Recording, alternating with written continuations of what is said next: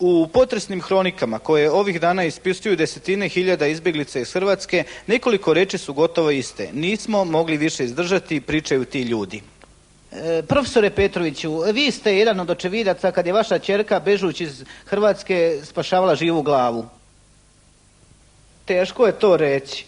Samo znam da ima već 25 godina. A ustaše se svima svete. I ne znam zašto bi baš s nju izostavili. Ona je jadna sa još par devojaka Srpkinja bežala iz Hrvatske već par dana. I dočekali smo je na slobodnom teritoriju, ja sam je prepoznao u hipu. Zagrlio je i izljubio ja i njen momak.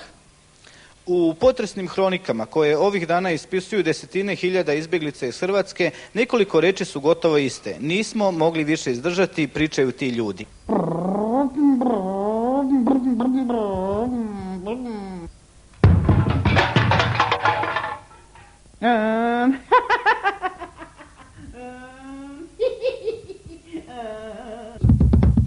Stop! Evo po nebu lete galebi. Ban, ban, ban, ban, ban, ban, ban, ban, ban. Joj, majko moja!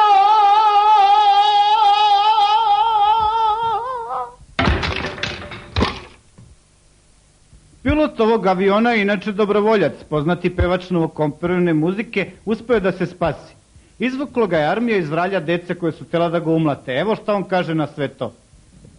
Evo vidjeli smo sad, slušat će vas na zašto? Ne znam, nisam ja bombardirao nikog, ja na Utvi letim, brate. Ne znam, ja prašim, komarce prašim.